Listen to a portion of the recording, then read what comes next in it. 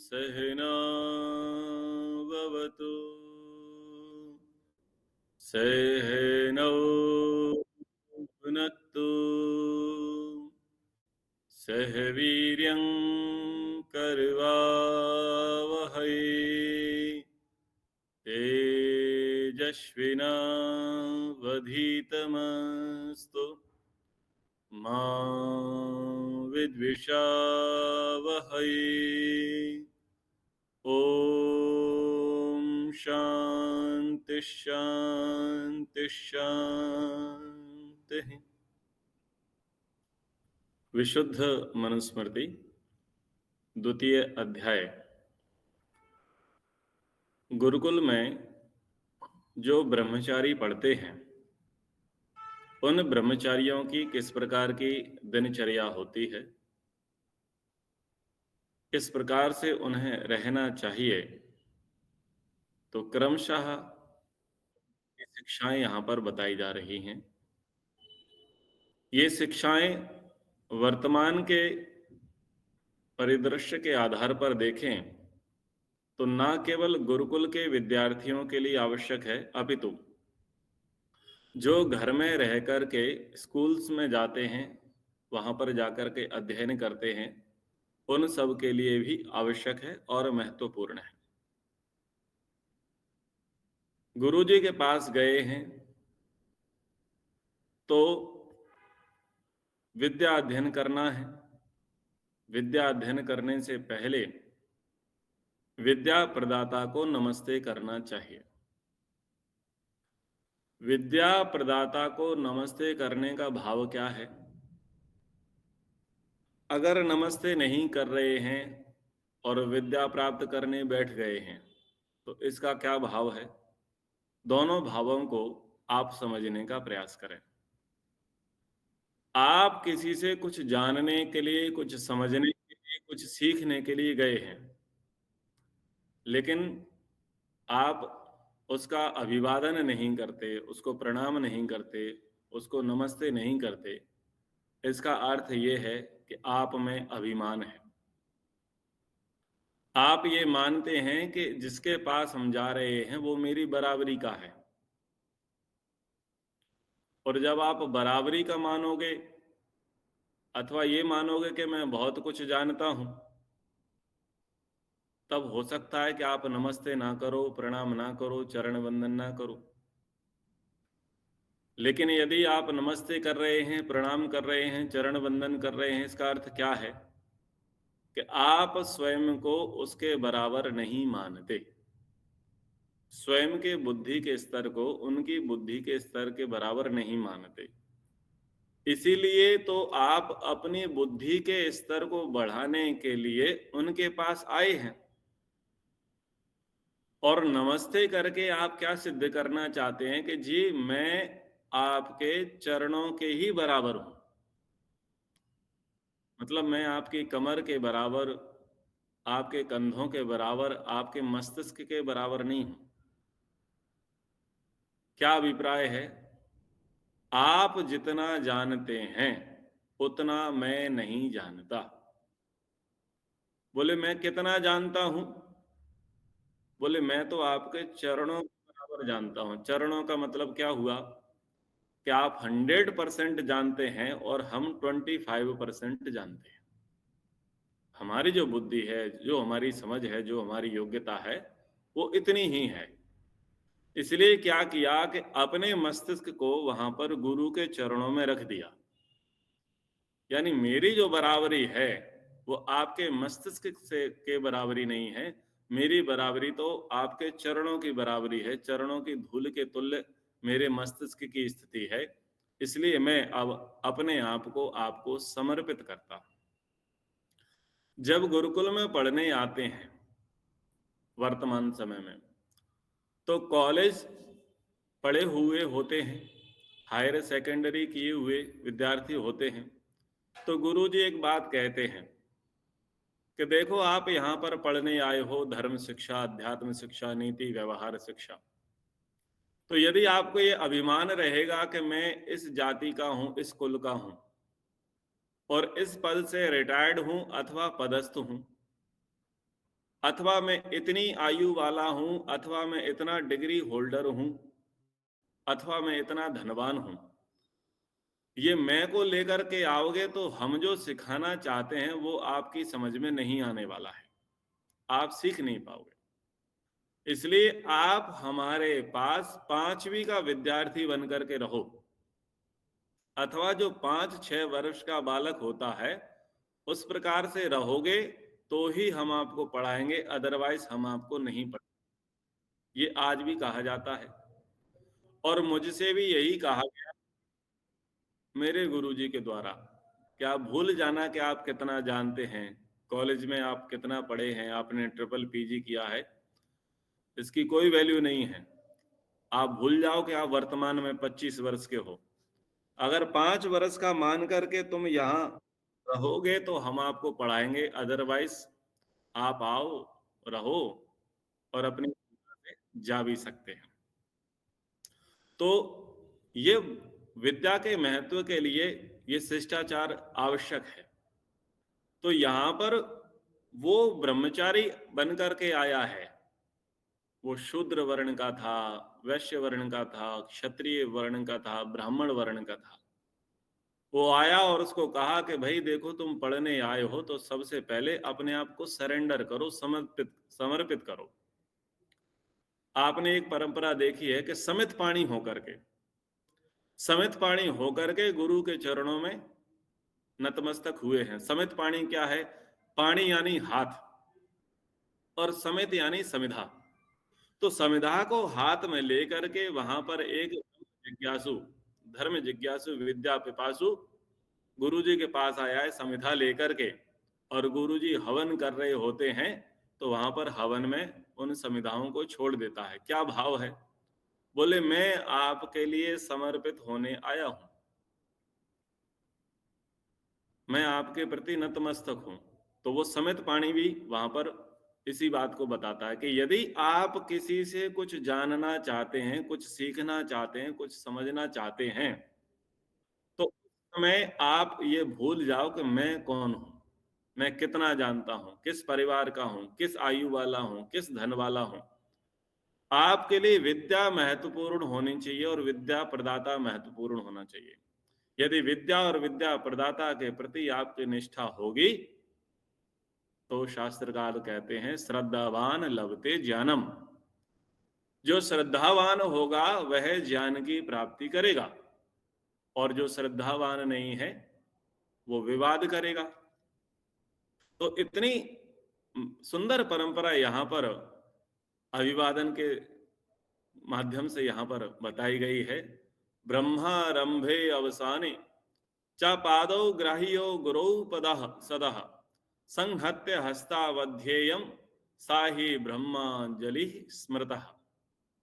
कह रहे ब्रह्मारंभे च अवसाने, वेद पढ़ने के आरंभ और समाप्ति पर सदा गुरहु पादौ ग्रहियो, सदैव गुरु के दोनों चरणों को छूकर नमस्कार करके हस्तौ संहत्य अध्येयम, दोनों हाथ जोड़कर अभिवादन करने के बाद फिर से गुरु से पढ़ना, फिर गुरु से पढ़ना चाहिए।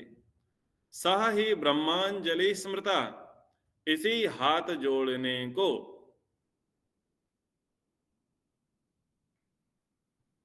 ब्रह्मांजलि कहा जाता है। तो क्या बताया है? आप गुरु जी के पास आए हैं विद्या अध्ययन करने के लिए, तो आप क्या करेंगे? सदैव।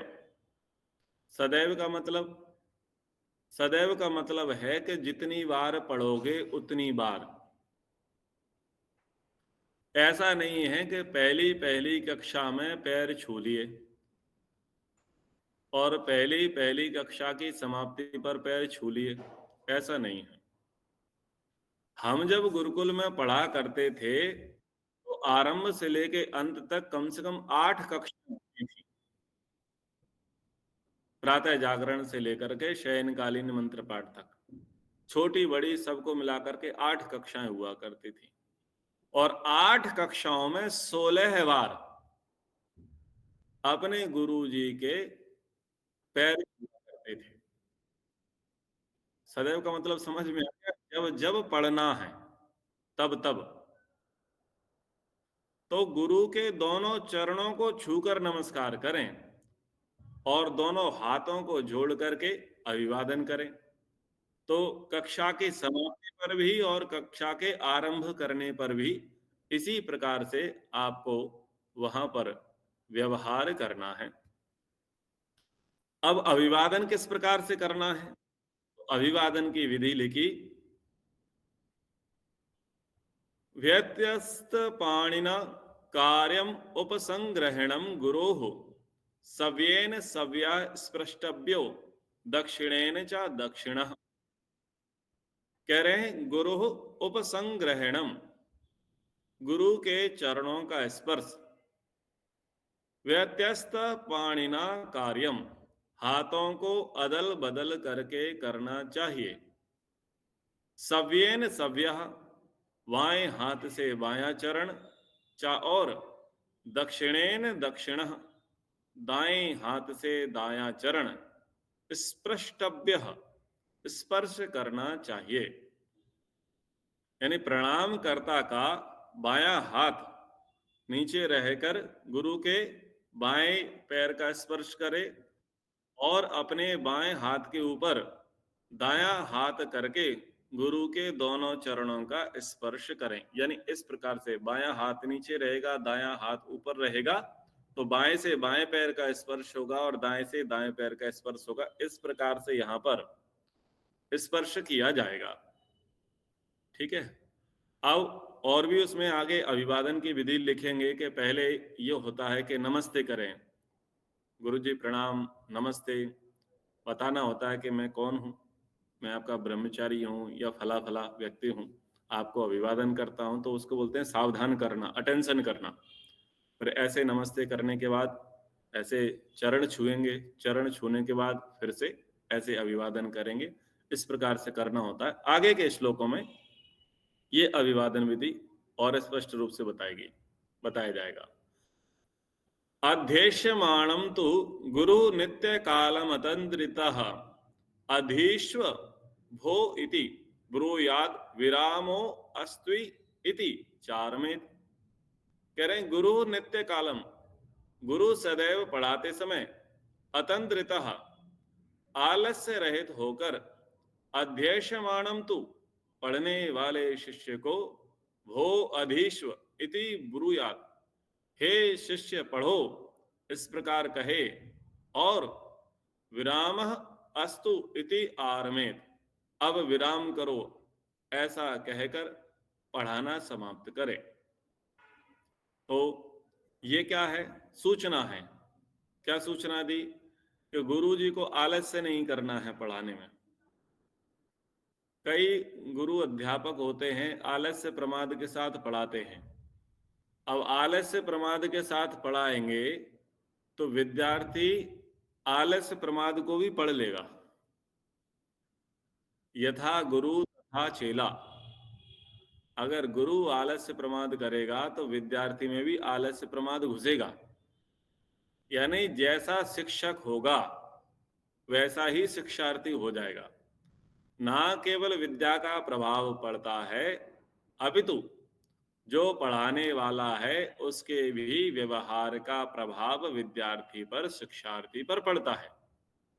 तो आरंभ में क्या कहा कि हे शिष्यों पढ़ो, यानी आरंभ कर दिया है, चलो अब हम पढ़ाई करते हैं, अध्ययन करते हैं। और अंत में अब कक्षा को विराम, अब कक्षा यहां पर विराम है। तो ये सूचना है, आरंभ की और अंत की सूचना होनी चाहिए। अब इसके बाद क्या कह रहे हैं? कह रहे हैं ब्रह्मणः प्रणवं कुर्याद अदावन्ते च सर्वदा स्रवत्यन्नोंकृतं पूर्वं पुरस्ताच्च विशीर्यति। कह रहे हैं सर्वदा ब्रह्मणः आदौ च अन्ते प्रणवं कुर्यात्। शिष्य सदैव वेद पढ़ने के आरंभ और अंत में प्रणव अर्थात ओम का उच्चारण करे। पूर्वम अनोंकृतम, आरंभ में ओंकार का उच्चारण ना करने से स्रवति पढ़ा हुआ बिखर जाता है, ग्रहण नहीं हो पाता है, और पुरस्तात् विशीर्यति बाद में ओम का उच्चारण ना करने से पढ़ा हुआ स्थिर नहीं रहता है। तो ये विधि बताई कि जब आप पाठ आरंभ करेंगे तो ओम का उच्चारण करेंगे, ठीक है, और जब पाठ की समाप्ति करेंगे तब ओम के साथ ही पाठ की समाप्ति करेंगे। कह रहे हैं कि यदि आप आरंभ में ओम का उच्चारण नहीं करोगे तो जो पढ़ा हुआ है वो बिखर जाएगा। क्या मतलब है? ये कहना चाह रहे हैं कि ओम का उच्चारण करने से आपकी एकाग्रता बनती है। ईश्वर का नाम जपने से, मुख्य नाम के स्मरण करने से ओम का प्रायः किस लिए प्रयोग करते हैं? हम सब एकाग्रता के लिए। अटेंशन प्लीज, यानी अब सारे कार्य व्यवहारों को छोड़ करके हमारा फोकस किस पर है? अध्ययन अध्यापन पर है। तो विद्या एकाग्रता के साथ ही आ सकती है। तो सामूहिक रूप से ओम का उच्चारण हुआ है, यानी अब एकाग्रता, अटेंशन, अब पूरी प्राथमिकता के साथ इस अध्ययन अध्यापन रूपी कर्म को करना है। ये तो हो गया आरंभ का भाव। और अंत का भाव क्या है कि देखो हमने पढ़ा है, प्रभु की कृपा से जो पढ़ा हुआ है वो हमारी बुद्धि में रहे। इसलिए एक अनुशासन, एक सिस्टमेटिक तरीके से पाठ का आरंभ हुआ है और सिस्टमेटिक तरीके से पाठ का यहाँ पर समापन भी हुआ है। ओम के उच्चारण करने के अनेकों लाभ हैं, यह सब आपको विदित ही है। इसे अच्छी स्थिति बनती है, ईश्वर का मुख्य नाम है जिसका गायन होता है, ईश्वर की ही प्राप्ति के लिए हम ये सब विद्या का पठन पाठन रूपी कर्म कर रहे होते हैं। तो इसलिए आदि और अंत में ओम का उच्चारण मंगल कारक ही है, शुभ कारक ही है, कल्याण कारक ही है। ये बातें यहां पर कही। अब आगे कह रहे हैं, पढ़ने पढ़ाने का बता दिया है। पढ़ने पढ़ाने के बाद अब क्या कह रहे हैं कि आपको गायत्री जप करना चाहिए। जो ब्रह्मचारी है, विद्यार्थी है, स्टूडेंट है, उसको गायत्री की उपासना करनी चाहिए, गायत्री का जप करना चाहिए। तो उस ओम और उस गायत्री का क्या फल है, क्या महत्व है? तो उसके लिए कह रहे हैं, आकारम च अपि उकारम च मकारम च प्रजापति वेद त्रयानिर्दुह्यत भूर्भुव स्व इति च स्वरिति च। तो प्रजापति परमात्मा ने अकारम उकारम च मकारम, ओम शब्द के आ, उ और मा, इनके जो मूल अक्षर हैं, इन अक्षरों को ओम जोड़ देंगे तो क्या बनेगा? ओम। तथा भू भुवः स्वः इति, भू भुवः स्वः, गायत्री मंत्र की इन तीन महाव्याहृतियों को वेद त्रयात् निर्दुह्यत, तीनों वेदों से दुहकर सार रूप में निकाला है। और ओम तीनों वेदों का प्रतिनिधि नाम है। तो इस प्रकार से यहां पर ये ओम भूर्भुवस्वः, इसका हमें पाठ करना चाहिए। गायत्री में इनको महाव्याहृति कहा गया है। महाव्याहृति का अर्थ होता है कम शब्द में बहुत बड़ी बात कह देना। अब यहां पर अनुशीलन दिया गया है, ओंकार और व्याहृतियों का विवेचन। विभिन्न आचार्यों के मतों का उल्लेख करते हुए निरुक्तकार ने भी इस श्लोक में प्रतिपादित महर्षि मनु की मान्यता की पुष्टि की है। क्या है? चत्वारि वाक परिमिता पदानि। इस मंत्र की व्याख्या करते हुए उन्होंने लिखा, कानि तानि चत्वारि पदानि ओंकारः महाव्याहृतस्य इति आर्षम, अर्थात वाक स्वरूप या वेद का वर्णन करने वाले वे चार पद कौन से हैं? तो कहा ओंकार अर्थात ओम अक्षर, और भू भुवः स्वः, ये तीन महाव्याहृतियां हैं। ये जो है चारों पद चारों वेदों की एक प्रकार से व्याख्या है, संक्षेप में उसका उपदेश है। तो इनको यास्क आचार्य ने मनु के समान ही महत्व दिया है, ये यास्क जी का मत है। ओम अक्षर पर प्रकाश डालते हुए कहा, ऋचो अक्षरे परमे व्योमन यस्मिन देवा अधि विश्वे निषेधुः। इस मंत्र की व्याख्या में आचार्य शाकपुणी और ब्राह्मण ग्रंथ का वचन उद्धृत करते हुए यास्क आचार्य ने कहा कि अक्षर वह ओम ही है, और यह ओम अक्षर त्रैविद्या रूप वेदों का प्रतिनिधि है। तो वचन दिया, कतम एतत् एतद अक्षरम ओमित्येषा वागीति शाकपूर्णिः, एतद् हि वा एतद् अक्षरम यत् सर्वां त्रयीं विद्यां प्रतिपत्तिः इति च ब्राह्मणम्। महर्षि दयानंद ने इसी आधार पर ओम को ईश्वर का सर्व प्रमुख नाम माना है, जो आकार उकार और मकार के योग से ओम यह अक्षर सिद्ध है, सो यह परमेश्वर के सब नामों में उत्तम नाम है, जिसमें सब नामों के अर्थ आ जाते हैं। जैसा पिता पुत्र का प्रेम संबंध है, वैसे ही ओंकार के साथ परमात्मा का संबंध है। इस एक नाम से ईश्वर के सब नामों का बोध होता है। यह महर्षि दयानंद जी का वचन है। अब जो तीन महाव्याहृतियां हैं भू भुव स्वः, उनके विषय में संक्षेपता लिखते हैं। भूरिति वै प्राणः, यह प्राणयति चराचरम जगत्सः भू स्वयंभू ईश्वरः।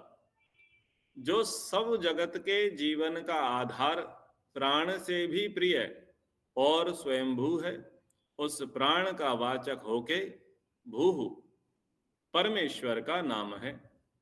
भुवा के विषय में कहते हैं, भुवा इति अपानः, यह सर्वं दुखम अपानयति सोपानः। जो सब दुखों से रहित, जिसके संग से जीव सब दुखों से छूट जाते हैं, इसलिए उस परमेश्वर का नाम भुवः है। अब स्वः के विषय में कहा, स्वः इति व्यानः, यो विविधम जगत व्यानयति व्यापनोति स व्यानः। जो नानाविध जगत में व्यापक होके सबको धारण कर रहा है, इसलिए उस परमेश्वर का नाम स्व है। तो यह वचन सत्यार्थ प्रकाश से लिए गए हैं। तो यहाँ भू भुव स्वः, इसके विषय में यहाँ पर कहा गया। आगे का श्लोक है, त्रिभ्य एव तु वेदेभ्य पादम पादम उदुदु तद ऋचा अस्य सावित्र्या परमेष्ठि प्रजापति। कह रहे हैं, परमेष्ठि प्रजापति सबसे महान परमात्मा ने तत् इति अस्याः सावित्र्यः ऋचः, तत् इस पद से प्रारंभ होने वाली सावित्री ऋचा गायत्री मंत्र का पादम पादम एक एक पाद, प्रथम पाद है तत्सवितुर्वरेण्यम, द्वितीय पाद है भर्गो देवस्य धीमहि, तृतीय पाद है धियो यो नः प्रचोदयात्। त्रिभ्य एव तु वेदेभ्य, ऋग्वेद यजुर्वेद और सामवेद, तीनों वेदों से अदुदुहत दुहकर सार रूप में बनाया है। गायत्री मंत्र वेदों का ही प्रतिनिधि मंत्र है। तो इस श्लोक में गायत्री मंत्र की महिमा का व्याख्यान महर्षि मनुजी कर रहे हैं। यहाँ पर किस प्रकार का गायत्री मंत्र बताया है, जो महाव्याहृति सहित है। वैसे गायत्री मंत्र दो प्रकार से वेद में देखा जाता है। एक है ओम भूर्भुवस्वः से आरंभ होता है, और दूसरा होता है तत्सवितुर्वरेण्यम से। तो यहाँ पर जो जप करने के लिए, ध्यान करने के लिए, हवन करने के लिए, भजन करने के लिए जिस मंत्र का नियम बताया है वो महाव्याहृति सहित है। पहले ओम के शब्द के विषय में कहा, फिर भू, भुवः और स्वः के संबंध में कहा। अब यहाँ पर तत्सवितुर्वरेण्यम भर्गो देवस्य धीमहि धियो यो नः प्रचोदयात्, इसके संबंध में कहा। अब ओम में अकार, उकार और मकार तीन पद हैं। इन आकार, उकार, मकार का सीधा संबंध आकार का शब्द भू से, उकार का संबंध भुवा से और मकार का संबंध स्वह से है। ठीक इसी प्रकार से अगले जो तीन चरण हैं, तत्सवितुर्वरेण्यम भर्गो देवस्य धीमहि धियो यो नः प्रचोदयात्, तो जैसे आकार का संबंध भू से था ऐसे ही तत्सवितुर्वरेण्यम, जैसे ओकार का संबंध भुवा से था वैसे ही भर्गो देवस्य धीमहि, जैसे मकार का संबंध स्वह से था ऐसे ही धियो यो नः प्रचोदयात्। तो ऐसे क्रमशः हम बना सकते हैं। तो एक एक शब्द से एक एक व्याहृति और एक एक व्याहृति से गायत्री मंत्र का एक एक पाद जुड़ा हुआ है। तो कहने का अर्थ है ये बहुत विशाल है, वृहद है, इसकी व्याख्याएं अनंत हैं। तो यहाँ पर जो तीन खंडों में तत्सवितुर्वरेण्यम को ऋग्वेद से, भर्गो देवस्य धीमहि को यजुर्वेद से और धियो यो नः प्रचोदयात् को सामवेद से व्याख्यात किया। अब आप सोचेंगे अथर्ववेद से व्याख्यात क्यों नहीं किया? तो यहां कहने का अभिप्राय है ज्ञान कर्म उपासना। तो ज्ञान कर्म उपासना के रूप में ही यहाँ विकल्प के रूप में ऋग्वेद, यजुर्वेद और सामवेद को लिया गया। ऋग्वेद ज्ञान परक, यजुर्वेद कर्म परक और सामवेद उपासना परक। अब ज्ञान होना चाहिए तत्सवितुर्वरेण्यम, हे ईश्वर आप सकल जगत के उत्पत्ति करता, सूर्य आदि प्रकाशकों के भी प्रकाशक हैं। तो ये हमें ज्ञान होना चाहिए कि संसार का उत्पत्ति करता कौन है।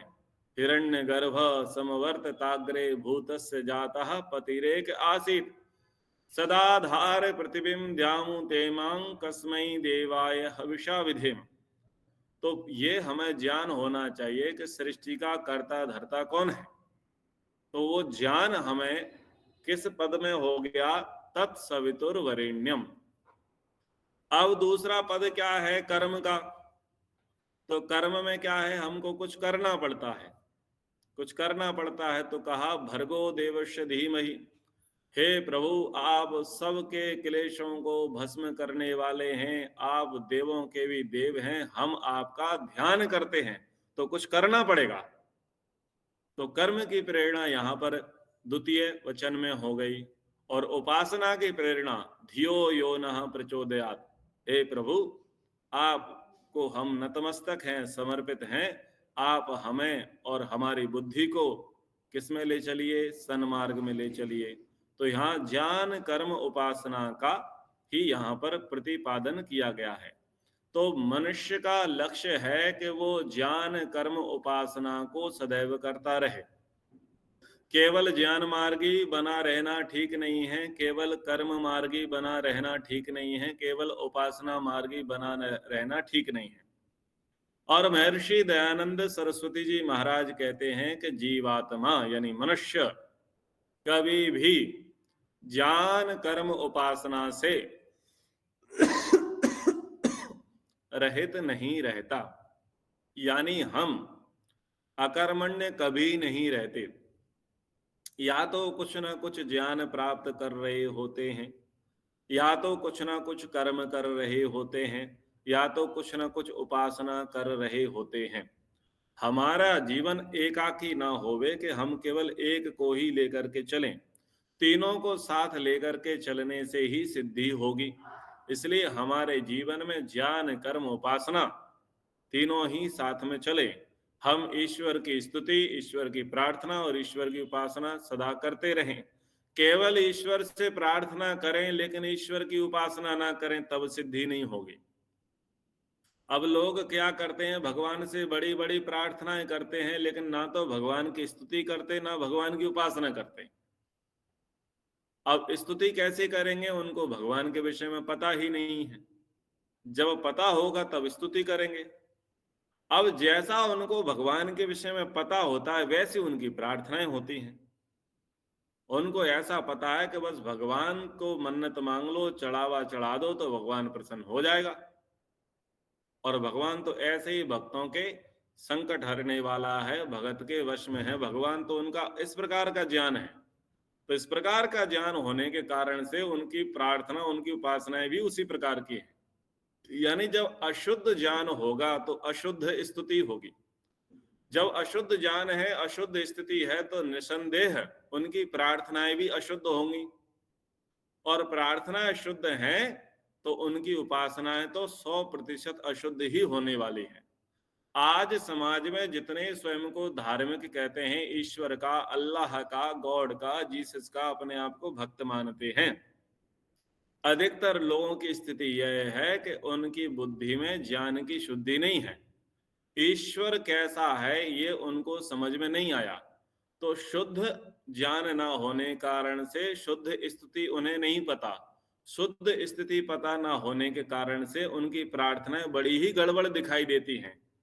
और कैसी गड़बड़ दिखाई देती हैं, जैसे दलाली, व्यापार, पगार, इस प्रकार का व्यवहार है। बोले तुम मेरा ये कर देना तो मैं तुम्हारा ये कर दूंगा। इस प्रकार का व्यवहार भगवान के प्रति चलता है। पहले तुम मेरा कर देना फिर मैं तुम्हें दे दूंगा, अथवा पहले मैं तुम्हें दे रहा हूं फिर तुम मेरा ये कर देना। और अगर ये तुमने लेन देन नहीं किया तो हम तुम्हें बदल देंगे, तुम्हारे स्थान पर दूसरे को पूजने लग जाएंगे। तो ऐसा बहुतायत मात्रा में समाज में देखा जाता है। तो बहुत अच्छी शिक्षा यहाँ पर विद्यार्थियों को गुरुजी के द्वारा दी गई कि आपको गायत्री मंत्र का उच्चारण करना है, गायत्री का जप करना है। अब क्यों करना है, क्यों करना है, तो कह रहे हैं कि गायत्री जप का फल बता रहे हैं। एतद अक्षरम एताम च जपन व्याहृति पूर्विकम संध्ययो वेद विद विप्रो वेद पुण्येन युञ्जते। एतद अक्षरम, इस ओम अक्षर को, और व्याहृति पूर्विकम, भूः भुवः स्वः, इन व्याहृतियों सहित, एताम, इस गायत्री ऋचा मंत्र को, क्या है, ओम भूर्भुवस्वः तत्सवितुर्वरेण्यम भर्गो देवस्य धीमहि धियो यो नः प्रचोदयात्। इस मंत्र को वेद विद विप्रह, वेद पाठी द्विज, संध्यायो जपन, दोनों संध्याओं अर्थात प्रातः और सायंकाल में उपासना के समय जपते हुए, वेद पुण्येन युज्यते, वेदाध्ययन के पुण्य को प्राप्त करता है। गायत्री जप का फल बता रहे हैं। आपने भले ही पूरे वेद नहीं पढ़े, ऋग्वेद, यजुर्वेद, सामवेद और अथर्ववेद भले ही आपने नहीं पढ़े, लेकिन आप प्रातः सायं नित्य गायत्री मंत्र के जप करते हैं। गायत्री मंत्र का जप शब्द, अर्थ, संबंध और भावना सहित करते हैं तो वेद अध्ययन का पुण्य फल प्राप्त होगा। वेद अध्ययन का पुण्य फल क्या है, वेद पढ़ने का अर्थ क्या है, शास्त्र क्या कहते हैं, शास्त्रकार क्या कहते हैं, सदाचारहीनः न पुनन्ति वेदः। जो सदाचार से हीन मनुष्य है उसको वेद भी पवित्र नहीं कर सकते। तो वेद पढ़ने का फल क्या हुआ, हमारा जीवन सदाचारी हो जावे। वेद पढ़ने का फल क्या हुआ, कि हम मननशील हो जावें, स्वयं आत्मवत दूसरे के सुख दुख को समझें, अपनी लाभ हानि को के समान दूसरे की लाभ हानि को समझें। वेद पढ़ने का अर्थ क्या हुआ कि हम ईश्वर की स्तुति, प्रार्थना, उपासना करना सीख जाएं। वेद पढ़ने का फल क्या हुआ कि हम ज्ञान, कर्म, उपासना का अनुष्ठान करना सीख जाएं।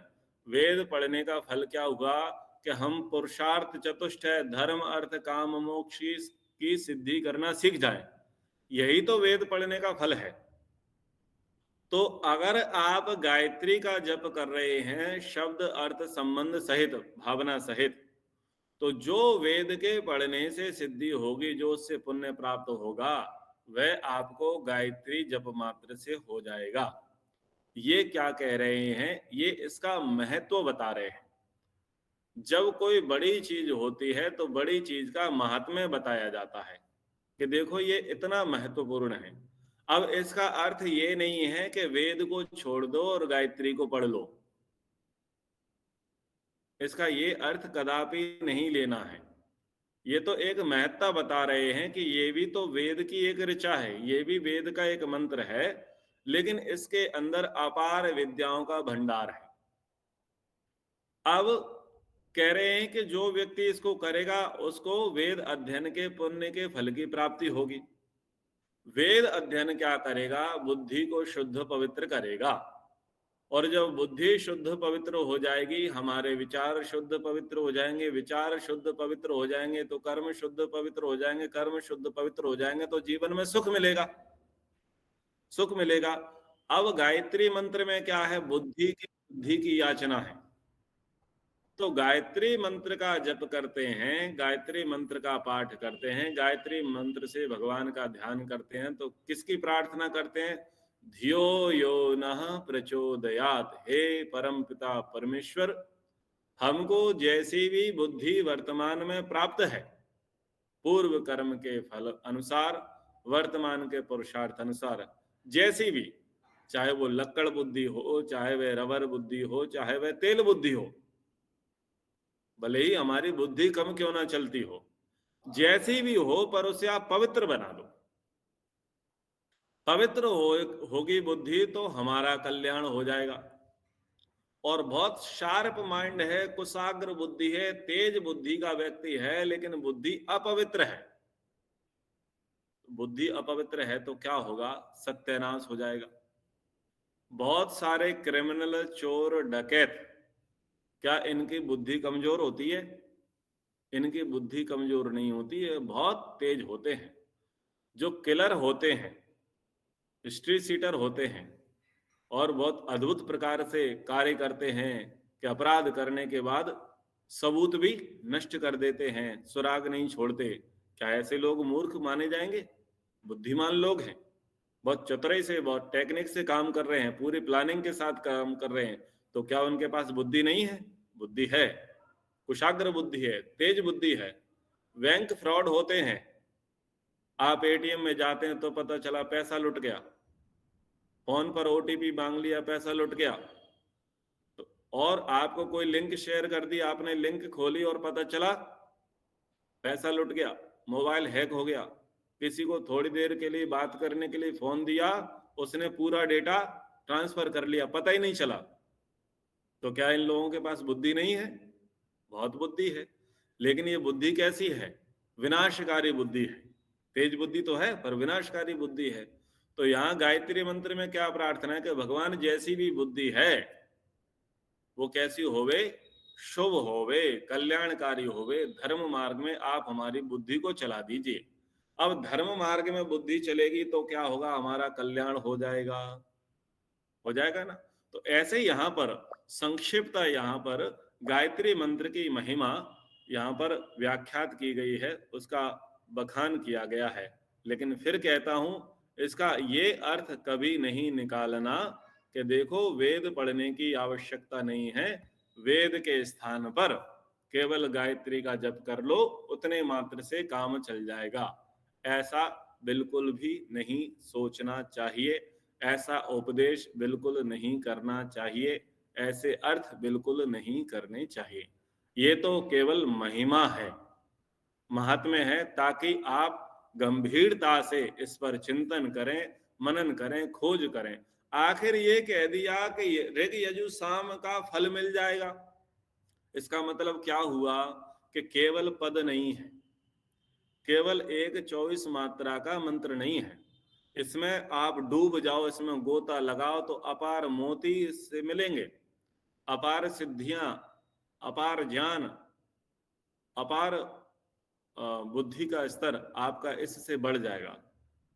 तो इतना गूढ़, इतना महत्वपूर्ण यह गायत्री मंत्र है। तो आगे भी हम समय के अनुसार गायत्री मंत्र पर विचार करेंगे। ब्रह्मचारियों को, विद्यार्थियों को, स्टूडेंट्स को आरंभिक जीवन में जब वो पढ़ना आरंभ करें तो किस प्रकार से हम उन्हें शिक्षा देवें, जिनसे जिससे उनका जीवन उन्नत होवे, विकसित होवे, उनके अंदर धार्मिकता आवे, आस्तिकता आवे। इन पर हम विचार करेंगे। समय के अनुसार अब कक्षा को यहाँ पर विराम करते हैं। एक बार ओम का उच्चारण। ओम।